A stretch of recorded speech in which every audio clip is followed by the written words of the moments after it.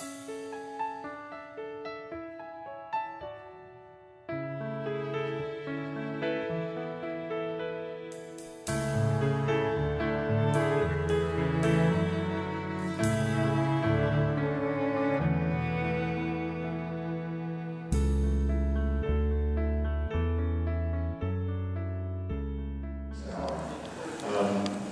I hope that it's kind of a little bit of fun too.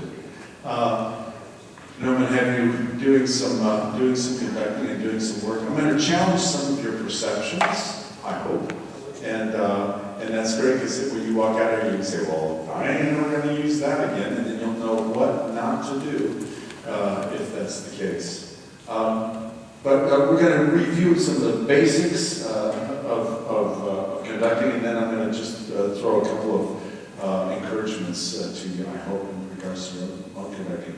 Let me see, how many of you are, I assume everybody's a church musician here, church choir director, right? I still regularly got a Okay, well, because I expect him back in here any minute, and thank you. So how many of you also teach in a school? So just, all right, okay, all right.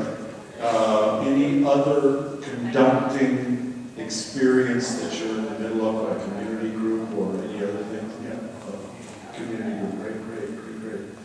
And let me see. Number of times you conduct a week.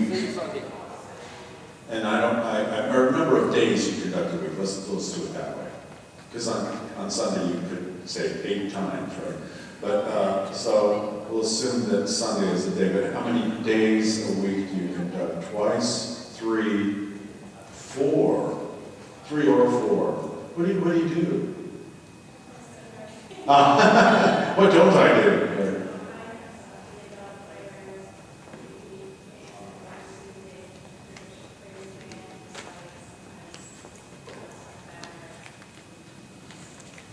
Count off.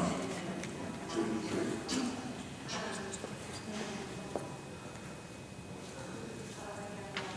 3. Right, so it's multiple groups, handbells and kids choirs and we all have 16 hands.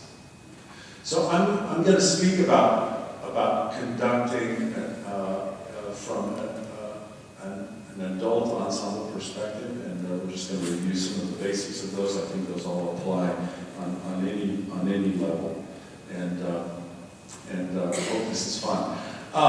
Let's start by saying that I think there's a lot of schools of conducting. I just kind of want to tell you where I'm coming from, so that you can jump on board with what my thinking is, or dismiss what because of your own training. I recognize there in the academic circles, especially the choral circles, there are 2 huge divisions in terms of conducting.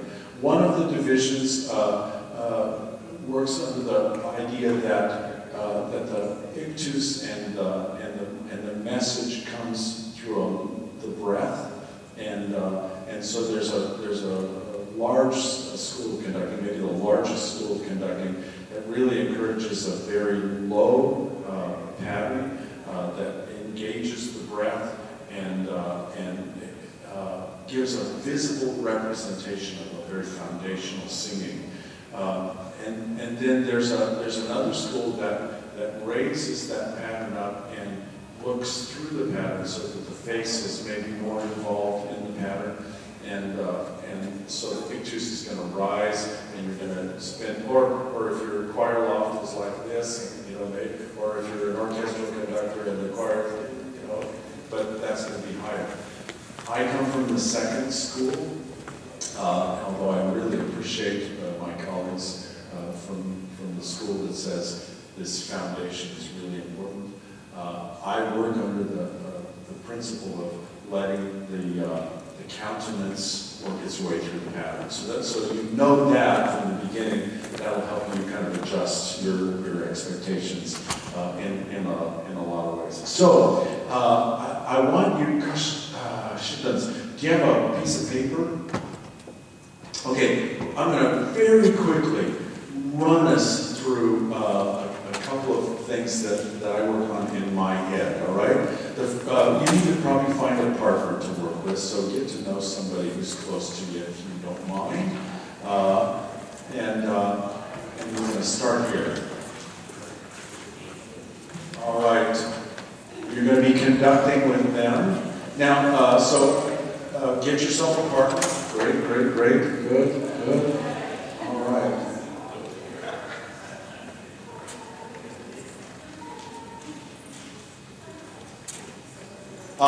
Okay. I'll try to make this as quick as I can because I'm trying to cover so many things here in a big overview. But we're going to begin with you just, one of you, would you take that piece of paper and the other one, put that piece of paper down and pick up your imaginary camera. One of you has a pad of paper and the other has a camera. Okay?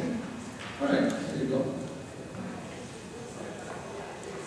There you go, you got that camera, good. All right. Okay, well, we're going to make it a movie camera in just a minute, but we're going to start with just snapshot. Yeah, how old are you? Okay, now, let's see, how do I do this? Okay, now if you're holding the piece of paper, you can put it down and both of you stand up. So if somebody's holding a camera, face each other, please. Get enough room to work with. There. Back up there. If you don't have a camera, you are a conductor. If you do not have a camera, you are a conductor. And that's your paparazzi taking a camera. That's right. Get your best side. Oh, by the way, for conductors, that's this. Okay, now, would you go ahead and conduct a 4/4 pattern for me? Cameras, hang on just a minute. 2, 3, go. 1, 2, 3, 4. 1, 2. Cameras, would you take a picture on each beat? Ready? Go. Click, click, click, click, click, click, click, click, click, click, click. Down, left, right, up. That's right. That's right. Floor, wall, ceiling. Very good. Click, click. Good. Now, if you were E.T. as a conductor and you had a little light bulb on the end of your finger, got that? Got that image? All right. And your camera is taking a picture of you. They're going to get a picture of a point of light. Cameramen, you're going to get a picture of a point of light on each beat. I'm going to ask you to take 4 pictures in your mind's eye, and then I'm going to ask you to identify where those points of light are on each beat. 1, 2, 3, 4. Wherever they are, I want you to identify. As a camera, you're observing them. Here we go. 1, 2, ready, go. Click, click, click, click, click, click, click, click. Do it again. 2, 3, 4. 1, 2, 3. Very well done. Would you hand the camera to your friend? And let's reverse roles.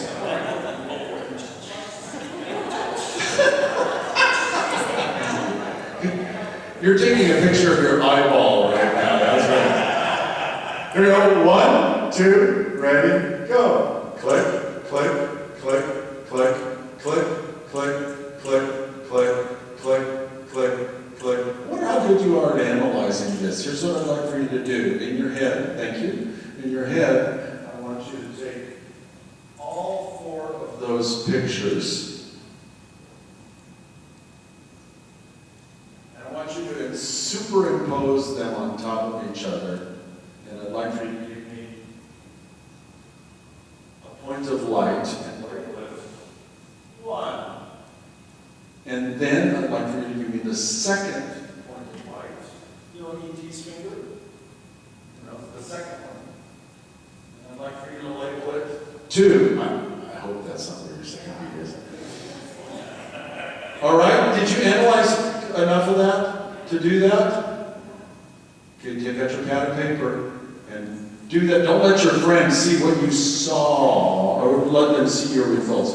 You're analyzing your friend's pattern.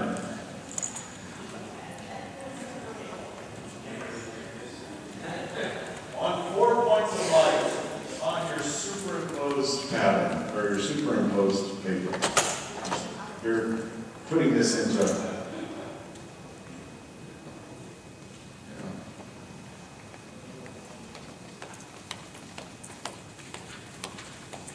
that's exactly right. Some of you are picking up on this immediately. I love this in conducting class because when a student goes from sitting out there and moves up here, it all of a sudden dawns on them it's backwards. And this is really hard for them when they're in class and they're the lab choir and they're singing along and they're talking about cueing the sopranos and they've been listening to the sopranos over there and they get up and they go, oh, why did the sound come from over there? Because it's backwards. Very, very challenging. So, yeah, you're dealing with that right there. Did you do it? Did you put your 4 points of light out there? Put your paper down and let's try one more time and rely on light. Don't look at it, don't show them, don't show your results. If you put a point of light in each corner, we need to have a chat a little bit later. 1, 2, 3, 4. Okay, stand up, let's do it again. Because now you're thinking a little bit differently. One of you camera, one of you conduct. 1, 2, ready, go. Click, click, click, click, click, click, click. Good. Adjust your papers as you need to. Is your paper right? Did it make sense? Okay. All right. Okay, good. Next person. You're making adjustments all of a sudden because you're seeing differently, yeah. And they're conducting differently too, aren't they? Next person, 1, 2, ready, go. Click, click, click, click, click, click, click, click. All right, make adjustments in your paper.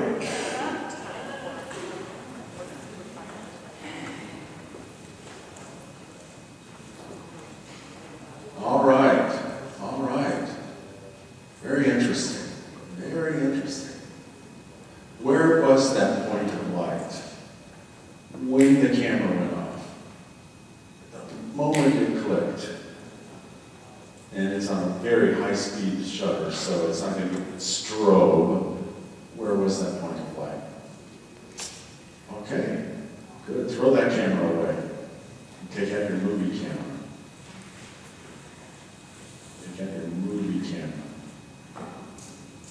Movie camera, yeah, your video. Now your video. And now that light is going to connect dot to dot. It's going to connect. You're going to see that line.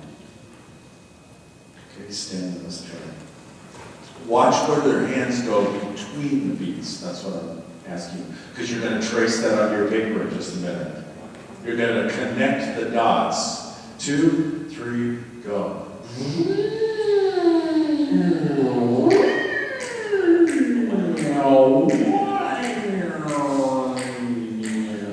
Stop. Go connect those dots on your paper while you're thinking about it. And then we'll give them a chance to get back at you. This is interesting.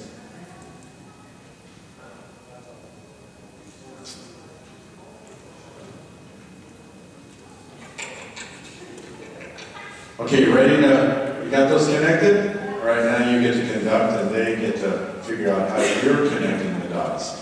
1, 2, ready, movies.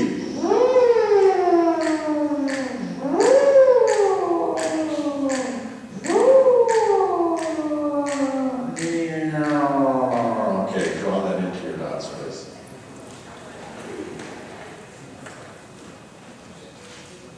Everybody's starting to analyze in a new way all of a sudden. You're all going, oh, wait a minute. Is that really what they did between?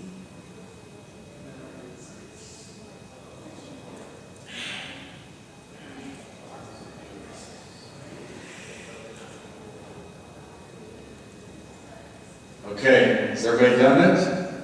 All right, now share your findings with a person who used to be a friend of yours. Share your findings. Go ahead.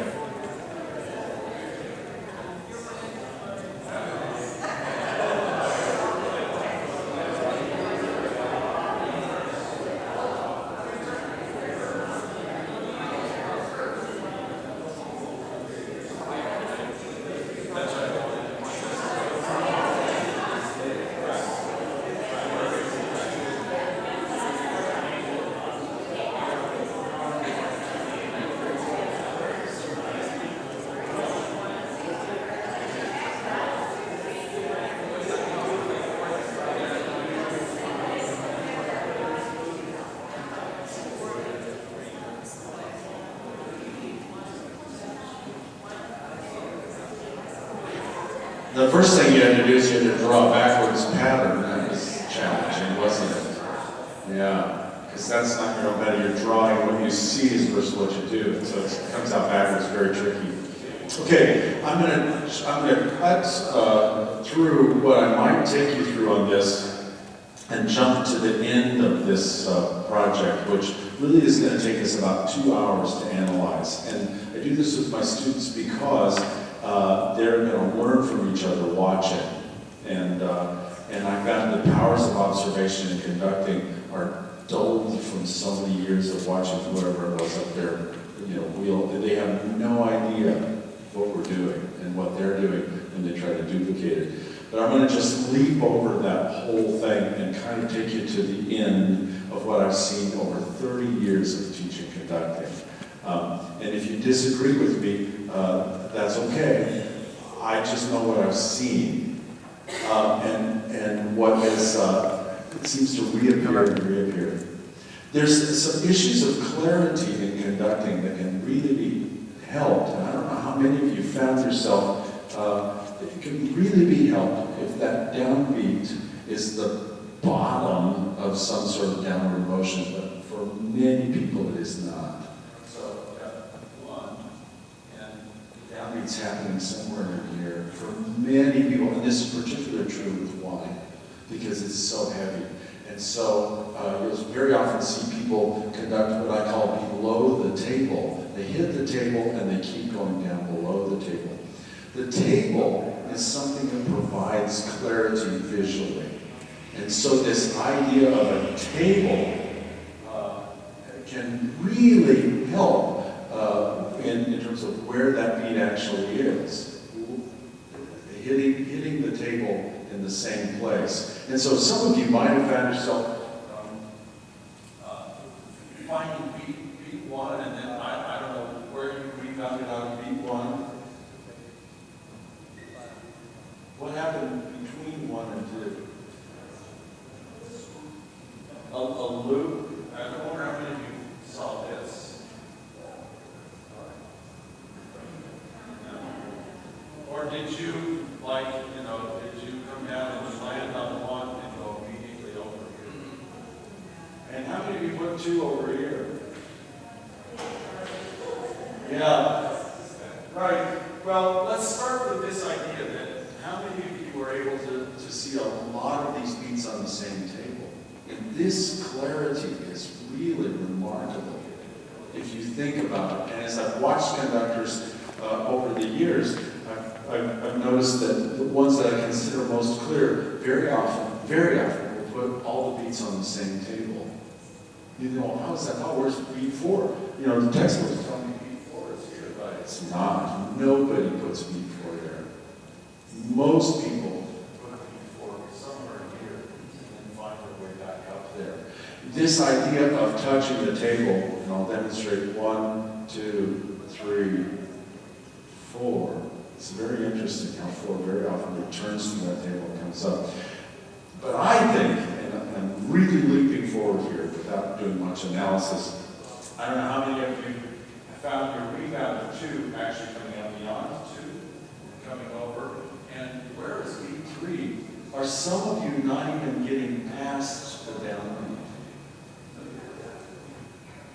Interesting. Is B3 landing here and then rebounding out? Here's what I found, and I found this in my own conducting analysis. I found that I got a lot of clarity landing on the same table, but if that's true, why not put everything in the same place? That's clear. Especially if you can identify how it's not the same beat. What do I mean by that? Now, so watch. Not that I'm just positing this idea. Well, first of all, let's do the book pattern. 1, 2, 3, 4. That's the book. And I don't know. I know very few people that conduct the circuit. Sometimes beginning conductors will conduct the circuit. But if you think about it, that looks like this. Click. Click. Click.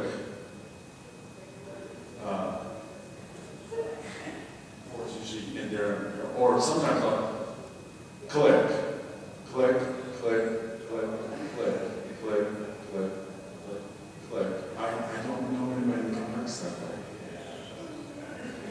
Yeah. And now here's the other possibility where all the beats are in the same place. Really? I've never read this in a textbook. 1, 2, 3, 4. 1, 2, 3, 4. What am I doing with beat 1? 1. Where am I rebounding? Off to the right. And the reason is because the downbeat is so clunky when it rebounds straight up. 1, 2, 3. So I'm trying to just let that downbeat be a little less vociferous. And click, click. Where is that second beat? Click. Is it? Or is it? And I do know some people that put beat 2 over there, but it's very counterintuitive because you have to reach to keep it on plane. Otherwise, it's going to come back in here. You've seen that before. 1, 2. The hand comes back. 2, 3, 4. 1, 2. Why is that happening? Why is it coming off of the plane? Because they're not able to extend a little bit. So I try to keep choir with everything, or my conductors with everything on the same plane. And I don't teach that they conduct on the same beat, but I do want them on the same plane. I really want them to avoid that downbeat that's so heavy that comes through the table, and then beats 2 and 3 are up on the table. And I don't demand that they put all the beats in the same place, but I do demand that they put them on the same table. Okay? But I just pause it, and I don't put all my beats in the same place, at least not all the time. When I want to get really clear, and I'm with something very marked, you'll see me I draw arrows. You see the arrows? And that's just for absolute clarity. Tick, tick, tick. And that, I think, brings more to clarity. But at least we work on the axiom that it's all on the same table, right? Marcato versus legato, jumping forward, all right? So let's do a little bit of, come on, Stan, let's do some marcato conducting. What's the difference between marcato and legato? So, for me, some of it has to do with how you defocus the rebounds. Very strong focus on the rebounds, straight up the shaft on the downbeat. Ready, and go. Mark. Legato, what do you do? And again, I might defocus the rebound by a little bit of a bend to the right. Bend to the right. 1, 2, 3, 4. 1, 2. And I do teach that with my students so that the legato doesn't have this clunk in it, or straight up the shaft, straight back up where it came. So just a little bit more of a brush stroke on 1. Of course, that's problematic because now shift to 3. What do you have to do? You have to rebound the other way, and it is in this that I believe that you can tell what meter you're in on the downbeat. Right? So here's 4, and here's 3. 1, 2, 3, 1. I'm conducting a little higher just so everybody can see. So those are some kind of basic principles. I'm legato and I want to strengthen the sound. What do I do? Just with the pattern, no left hand step. Just with the pattern. Ready and go. 1, 2, 3, 4. 1, 2, 3. Sorry, wrong meter. I didn't give you it. 2, 3, 4. 1, 2. Strengthen the sound. What do you do? Okay, body. Yeah, very good. Why don't you drop yourself underwater and conduct? Go. 1, 2, 3, 4. 1, 2, 3, 4. Can you thicken that water? Throw some thickener in it. Ready and go. 1, 2, 3. Soft. Intensity. Pull through underwater yet. Thicker yet. Yeah. So this imagery of drawing through water might accomplish some of what you're after. I wish I did this every year. I keep saying I will, but I take my conducting class in the pool.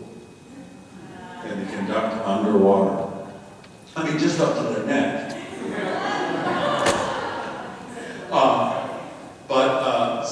This is huge, huge. And then, how good of a mind are they? You know, how well can they imagine with their hands? You know, how to do that. So, underwater, then thick in the water, then mud. Come on, everybody. Mud. And you notice that you all said lean with your body, and when you begin to do this, you have a little bit of body language that gets involved. That can be counterproductive too, so be careful.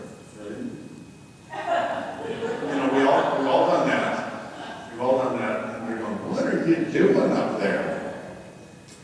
Okay, so those are kind of two basics that I work on, and I'd encourage you with those. Now you've got partners still. Would you find a single pencil between the two of you? One pencil, two people, or pen. Right. Okay, let's see, should I do that? No, let's not do that first. Sorry, hang on to that idea. But we're going to do a little bit of left hand work now, okay? So left hand. Light switch. Off. On. Off. On. And this is where we start with our young conductors. I'm amazed at how many of them, I mean, every conductor has to have a frontal lobotomy. They have to begin to figure out how to make this work independent from this. And that's really a challenge, isn't it? And if you are challenged in that way, I think this is the first exercise. On, off. And just freeze it. Freeze it. Okay, let's conduct that. Let's conduct 4 beats of off, and then we're going to turn it on for 1. Ready? And go. 1, 2, 3, 4. 1, 2, 3, 4. 1, 2. Analyze what I'm doing different than you. 3, 4. 1, 2, 3, 4. 1, 2, 3, 4. I'm just advanced, right? I'm just ahead of you. Put it on the end of the beat. 2, 3, 4. 2, 3, 4. 2, 3, 4. 2, 3, 4. 2, 3, 4. 2, 3, 4. Right. This is the first step to getting that frontal lobotomy accomplished. I'm putting it on the end of the beat for obvious reasons. I want the forte to appear, not on the beat. This keeps us from having a preparation for that moment. Everything with the conductor happens before, right? And the second thing is this hammers in the two brains together.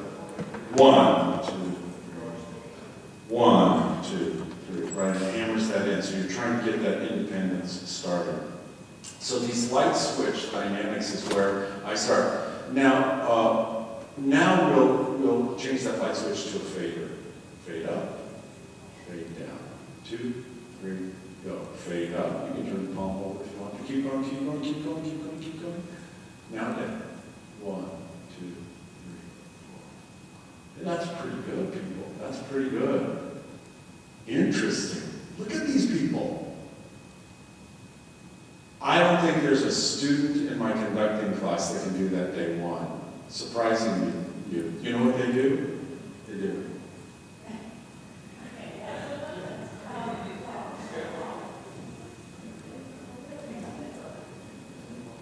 Yeah. And so this is a sign when you see your hand pulsing with, come on, I said louder. You know, I'm getting seasick, right? So this is that sign that you haven't got that independence started. So would you do that with your partner now and just analyze their left hand and see if they can do it without pulsing with the beat? Both of you can conduct. It's fine. 1, 2. Crescendo, decrescendo. What? Well, you can conduct that.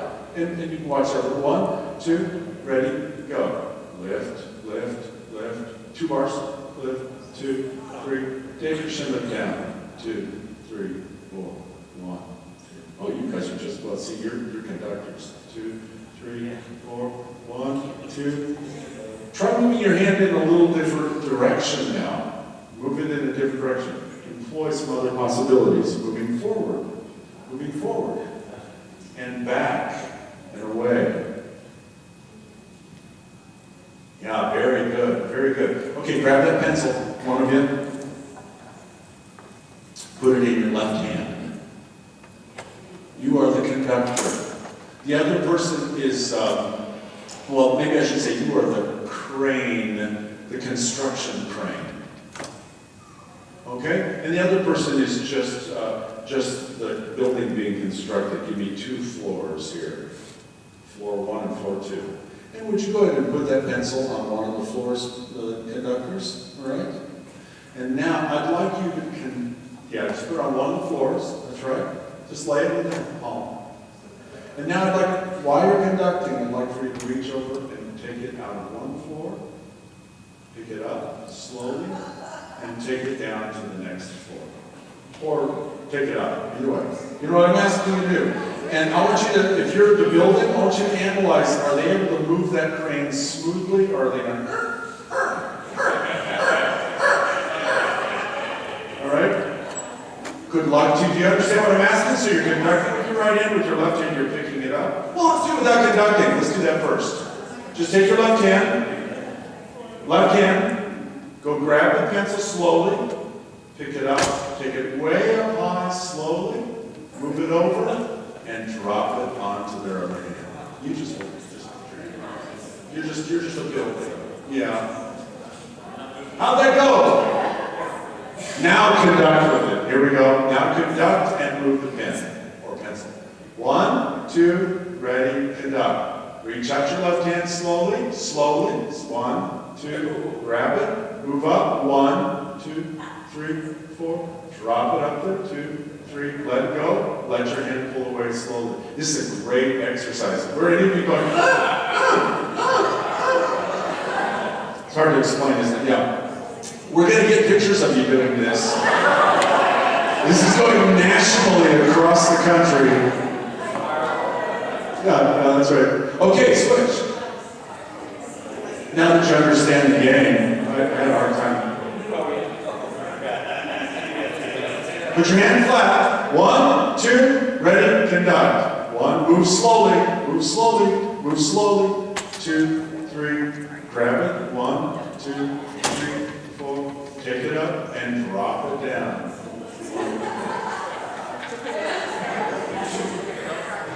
I love doing this with students. The first day I do this with students, I always get this. I get 1, 2, 3, 4, 5. This is going to stick up there. But this, and then to set it down. Another way to get your brain separated, the frontal lobotomy. Everybody say for me, Mary had a little lamb. Mary had a little lamb. This fleece was white as snow. Okay, come on, let's get that. And say, ready, and go. Mary had a little lamb, its fleece was white as snow. And everywhere that Mary went, the lamb was sure to go. This time, would you say it more poetically, without meter? Mary had a little lamb. Say it.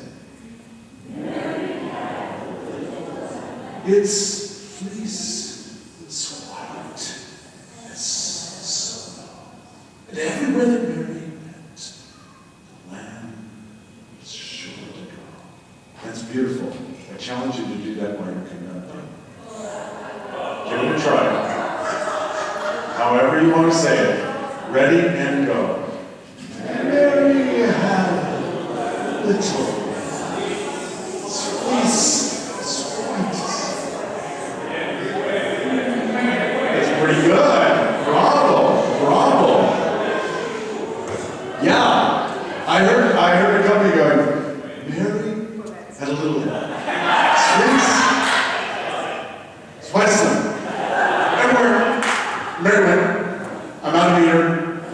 or not. Right? Yeah, very good. So getting that frontal lobotomy going is really key. Getting the left hand expressive. This is what we want to do. How can we communicate more? I have my choir conduct with their hand behind their back so they can't see. That's another way I try to do it. 2, 3, 4, and then go out there, write their name with their left hand. Right. And what does crescendo look like?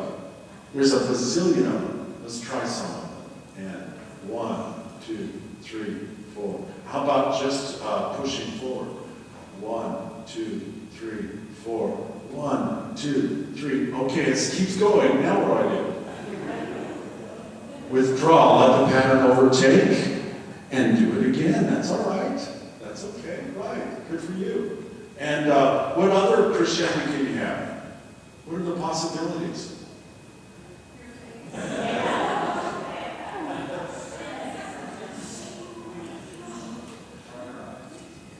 Have you ever done an underhand crescendo?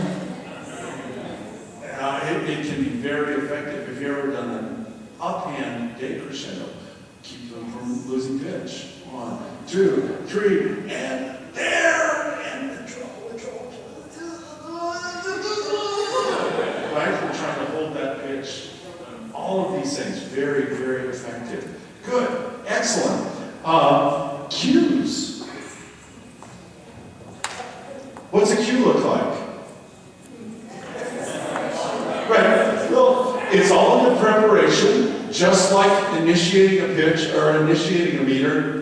By the way, oh gosh, I should have started with preps. Prep is 1 beat long. I have my class give just the prep and then let the partner tap the tempo that they. So it's. Yeah, that's faster than I intended, so I did something wrong. Excellent exercise. Try it with your partner. One of you tap the tempo, one of you just give the prep. Try several different options. And see if they get your tempo. Okay, well, let me say, the prep is the distance from this point to this point. Watch this. It's from here, did you see the little flick? It's from there to there. That's your prep. That lasts 1 beat. So if I go, you should see that click, click. How long does it take to establish a tempo? 2 clicks. Click, click, and put your breath inside there. Give it a try.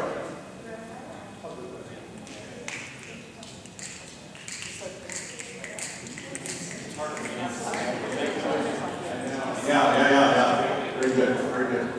Other one, give it a try. Why don't you just snap the tempo of that prep? That's good.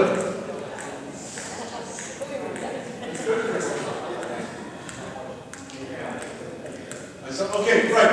Anyway, that's something you can work with. Okay, cues are the same thing, only they can be much more descriptive. It's a prep and a downward motion. It's the distance from here and you're on, right? Okay, but could be very much more interesting in terms of is it forte? It's just like is that forte? Is it soft or drug or struck or is it legato? All of those with the cue. All right. So everybody cue on the 1. 4/4. Ready? Cue on the next downbeat. Ready? 1. Prepare and. That's good. Let measure go by, and this time cue the basics. Ready? Catch them with your eyes and get them in there. One more time. Boom. Right. Everybody, you got that. So cue on beat 2. Ready? Sopranos. Full bar and 1, 2. Prepare and 2. That's right. 1. Sopranos. 3 and lit. 2. Right? You can see how this independence works. And you're all comfortable with that. And so we cue around the clock. Beat 1, beat 2, beat 3, beat 4. And those are good exercises to work with. Okay. Now, let's do just a little bit, okay, boy, I'm throwing a lot at you, but I gotta get to this last point. Let's do meter. 3, 4, 4, 4, 3, 4, 4, 4, 3, 4, 4, 4. Ready? We're gonna start in 3. 1, 2, go. 1, 2, 3. 1, 2, 3, 4. 1, 2, and 1, 2, 3. 1, 2, T, dun, dun, dun, dun, T, dun, T, dun, dun, T, dun. Good for you. And now compound meter. 6, 8. In 2. 6, 8 in 2. Dun, dun, dun, dun, dun, dun. Ready? And go. We got pretty good patterns, everybody. More legato. What are you going to do? Yeah, you kind of got a V set up for your 6/8, and you're just going to kind of flatten it out to something a little more you-like, maybe. Ready? And 6/8. 1, 2, 3, 4. 1, 2, 3, 4. Beats in the same place.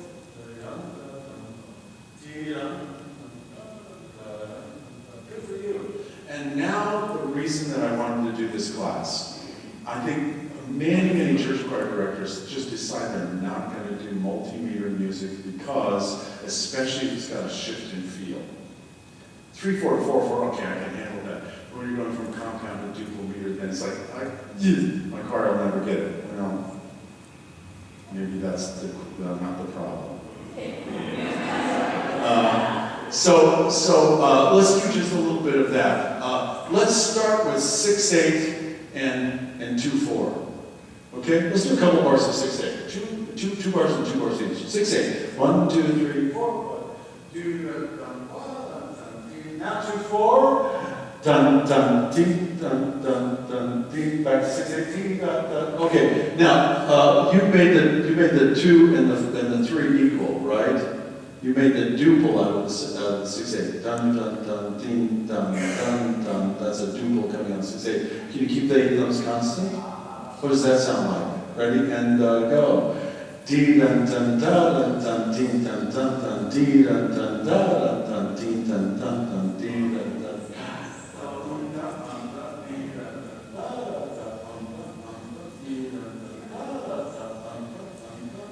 Very good, very good. That's quite a challenge for the first year undergraduate. And that issue right there is probably the one that gets us all kind of thrown out of, ooh, can I manage this? So okay.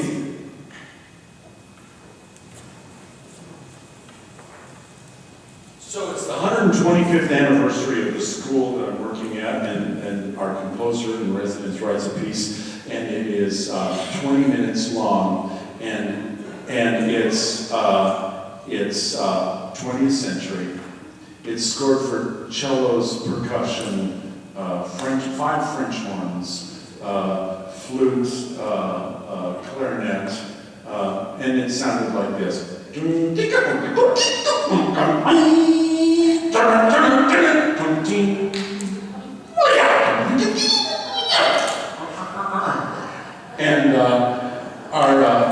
the guy that was conducting it comes to me 2 weeks before the performance. I'm very choir. And he says, I can't conduct this. Would you please conduct this? And I'm a first-year teacher. Yes! And then I went home. And I had already been preparing the choir, so I knew some of the music. 20 minutes of it was 3 movements. The beginning movement and the last movement were both very fast percussion, and every single measure was a meter change for 5 minutes, and they were compounded to duple. So I intended to bring you a copy of this choral score and let you work on it, but I brought something else instead. But here it is. And all of creation proclaims his day after day pours forth speech, and night into night declares no time to serve from them, but their voice goes through all the earth. So this is going on for 7 minutes in the first movement. I mean, I could not. Okay, so it's 8/8, but it's 3 plus 3 plus 2. And then it's 6/8, then it's 5/8, then it's 3/4, then it's 7/8, then it's 8/8, but it's 2 plus 3 plus 3. And then it's 8/8 again. Oh, 2 bars the same meter. No, it's 3 plus 2 plus 3. And I developed a system in my preparation for that I'm going to share with you today. And I'd like for you to look at this piece now, let the heavens be joyful. Because I did this with my church choir, and they had a great time with it, but it has some of these issues with it. And I'll show you the system that I developed to help me manage the music. Let's just go to page 3. Michael? Now, you can just sing whatever you want to. Good luck. Here we go. And slowly. And 1 and sing. Now let the heavens be joyful. Let earth the song begin. Let the round world keep triumph. And all that is therein. Let all things seen and unseen. Their notes in gladness play. For Christ the Lord has risen. Our wonder past the end. Alleluia,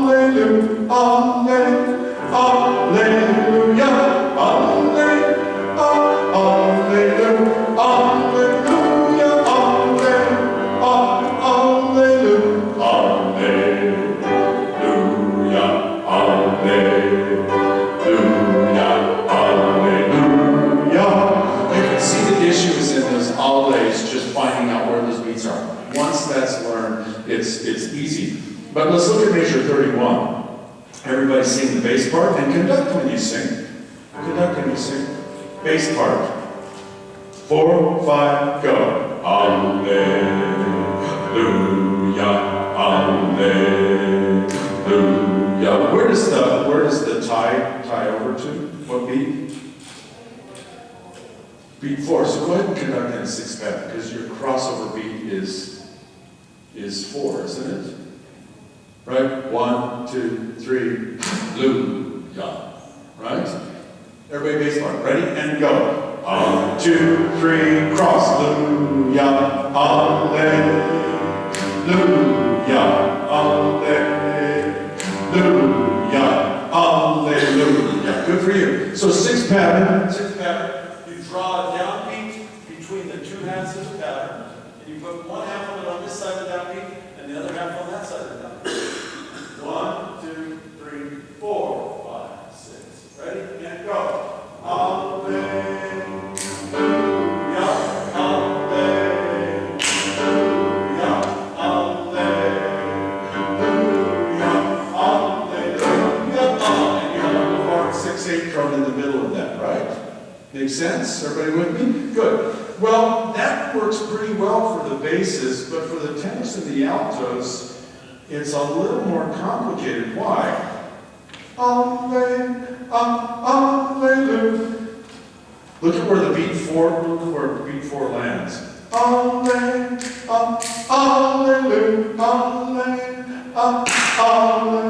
Right? Very kind of awkward. Hey, let's conduct the tenors in subdivided 3. 1, 1, 2, 2, 3, 3. Okay, let's try that. And let's sing the tenor and alto part and soprano part again. Right on measure 31. 1, 2, 3, 4, 5, go. And alleluia, alleluia,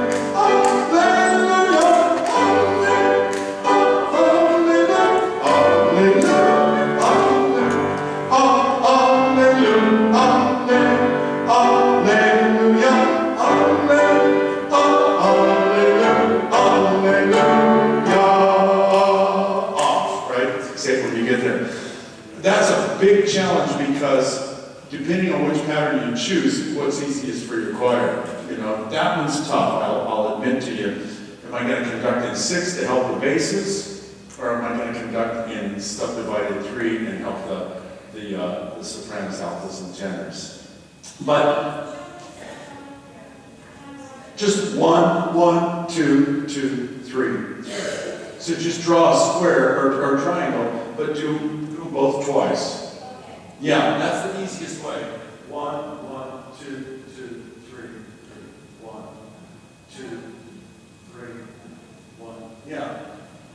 And I'm kind of making the secondary beats a little bit less, a little smaller in size, aren't they? Okay? All right, so let's go back to, where is it? Where did it go? Where did it go?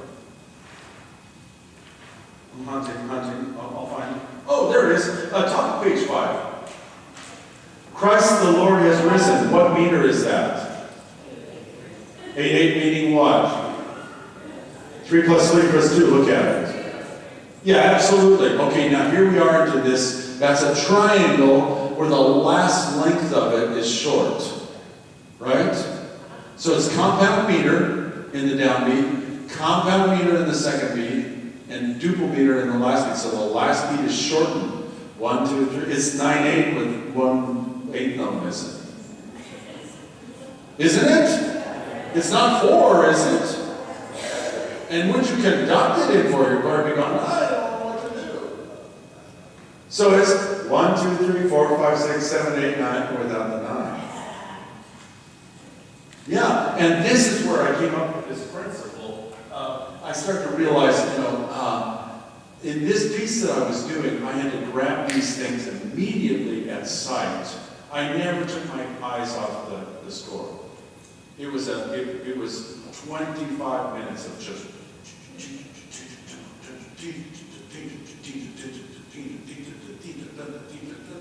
I mean, just unbelievable. And this is where I came up with a system. If I could see the bar in a single look, and I tried. Okay, well, I'll go through and I'll go. Let me see. That's grouped 3 plus 3 plus 2. Kind of make the dotted quarter. I was trying whatever I could to see it, but I had difficulty even kind of following. I mean, you can imagine just pages and pages of that kind of thing. And so I started to, I just took from what any conductor would do. When they're coming out of 4/4 and they hit 3/4, you see that, and I saw that in some orchestral score I was looking at. I said, is that cue the triangle, or what was that? Oh, that was 3/4. And so I just took that idea. There's 4/4, there's 3/4. You see it in any score that a conductor's working with. Just to kind of remind them that's coming up and big in the orchestral score. But then I just tried to take that idea and just write it down into my score very quickly. So I would say, okay, a triangle that is just 3/4, I look like this. Now, I guess that means, compound meter would look, that's 9/8. Or I could maybe dot my quarter notes, and that could be 9/8. Okay, if I take that idea then, and I move it to 8/8, then in 1 second I can make 8/8 look like that, and I know exactly what I mean. Okay, that's the downbeat 3, that's the second beat 3, and this is 3 beats, and that's just 2 beats. It's shortened. Or if I got, if I wanted to do it that way, I could do it that way too. And this system saved my life on that performance. It saved my life. And it was so amazing. In one quick look, I knew exactly what I was doing. And I put it through the whole score, just trying to remind myself. I could look for other two, I could look at the rest of the score, but I already knew without having to count through how I was going to do that. So let's go through and let's just mark page 3. Page 3. Just mark page 3. Okay, so now let the heavens be joyful. Should look like this. Here's let the heavens be joyful. That's the first 2 bars. Or if you really wanted to make sure you understood that that's 6/8. Does everybody understand? This is 6/8, and that's 3/4. Let the heavens be joyful. By the way, one of the things I work a lot with my students on that they really have trouble with is compound meter has to be bigger. so that it can travel. That's why it rushes, is because they're going da da da dee da da da da da, or da da dee da da da da dee da da da da da da da dee da. See, I'm just waiting for that. Make your compound meter bigger. 1, 2, 3, 1, 2, 3, 1, 2, 1, 2, 3. Make it, just let it be larger. So that makes sense. Did everybody follow me? Keep marking. That's essentially just that, isn't it? Now, let my hands be joyful, let the song begin. Here it is. Is that right? Yeah. Round world keep triumphant. Make sense? Everybody with me? Yeah, this is life-saving for me when the meter got really crazy. All there is, yeah, anytime. Now, I don't need every one of those. If it's just 6834, 6834, fine. But that part, and you know, the interesting thing about this piece is it makes absolute sense rhythmically. I don't know why it doesn't sound odd. You know, you're going 6834, 6834, but let the round world keep triumphant. What if you left it in 9? Let the round world keep triumphant. And for some reason, he got it right. But that little bar scared my conducting students to death. It's the first thing that they have to do. And then we get over to Alleluia. That's it. See, it's all just 3, 4, 3, 4, 6, 8, 3, 4, 6, 8. Okay, go to the top of 5. There it is again. Christ the Lord has risen. Do you see it? It should look like this. If you want to put dots next to it to make sure that you understand this compound, that's another way to do it. I found this incredibly helpful. Okay, now what about 4, 4? What about 4, 4? And extended 4, extended beats in 4, 4. And we have a project with the choir that they have to do. So I've got 2 plus 2 plus 2 plus 3. Let's make that last one 3. Whoa, I was confusing you. This is beat 1, this is beat 2. I made this beat 3 and this beat 4, so I read it around the clock. But you can do it however you want, whatever system you come up with. Do you know what I'm saying? Because this is not beat 3 in your pattern. There's no beat that goes down. But for me, I can read around the clock and counterclockwise. It made sense to me. One of my students suggested, and I thought it was brilliant, that 4, 4 looked like this. Because that looks a little more like the pattern. And then you can see it. So 1, 2, there's B3, and there's B4. The problem is that B3 is extended. It's a little bit hard to see in the pattern. So I go with just this, and then the extended beat I'll either dot or sometimes I'll bend it. That means beat 4 is extended. You know, there's whatever system you come up with. But I think this is an amazing help to me to, at a moment's look, be able to identify. And I wanted to encourage you all not to just run from these multimeter things, some of them that work quite nicely. Now I'm going to ask you to sing and conduct, which I think is a great challenge.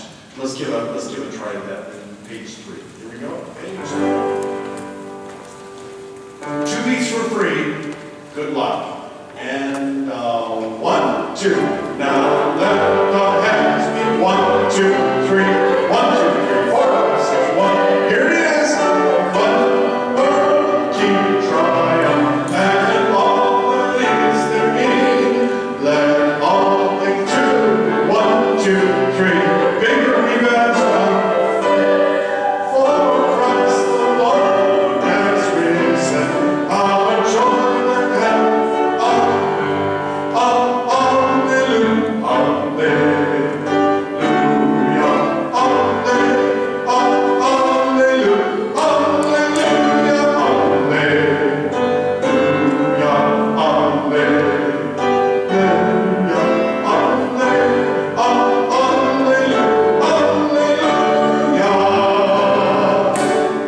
Pieces with brass. it's a little daunting for them when they hit that first Alleluia, and you have to teach that independently, and I get that. But if my church choir can do it, any church choir can do it, and it was a lot of fun for them. Well, man, I threw a ton of stuff at you in a very short period of time. I apologize for that, but I hope this kind of gave you an idea of some ways you might get around some of this visibly. I appreciate your time. Thanks again to Mike for playing. He's been playing for me.